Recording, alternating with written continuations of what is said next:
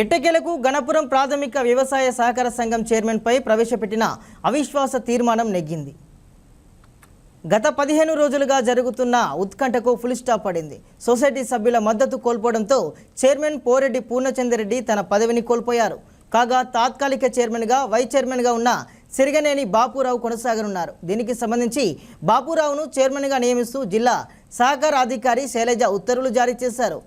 జిల్లా అధికారి శైలజ మాట్లాడుతూ చైర్మన్పై ప్రవేశపెట్టిన అవిశ్వాస తీర్మానంలో సొసైటీ సభ్యులు నెగ్గడం జరిగిందని, దీంతో చైర్మన్ తన పదవిని కోల్పోవడం జరిగిందన్నారు. ఈ నెల 9వ తారీఖున తిరిగి చైర్మన్ ఎన్నికను నిర్వహిస్తున్నట్లు వారు తెలిపారు. ఈ కార్యక్రమంలో సొసైటీ సభ్యులు అధికారులు పాల్గొన్నారు. అవిశ్వాస తీర్మానంపై పెట్టినటువంటి ప్రత్యేక కార్యవర్గ సమావేశానికి 11 మంది కార్యవర్గ సభ్యులు హాజరైనారు. మరి అవిశ్వాసంపై చర్చించిన పిదప మరి ఓటింగ్లో పాల్గొనడం జరిగింది. అవిశ్వాసానికి అనుకూలంగా 11 మంది కార్యవర్గ సభ్యులు ఓటేశారు.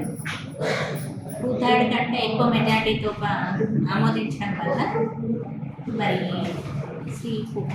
ఇప్పుడు ఉన్నటువంటి ప్రెసిడెంట్ ఎవరైతే ఉన్నారో శ్రీ పోరెడ్డి పూర్ణచంద్రారెడ్డి గారిని మరి అధ్యక్ష స్థానం నుండి మరి తొలగించడానికి నిర్ణయం తీసుకోవడం జరిగింది.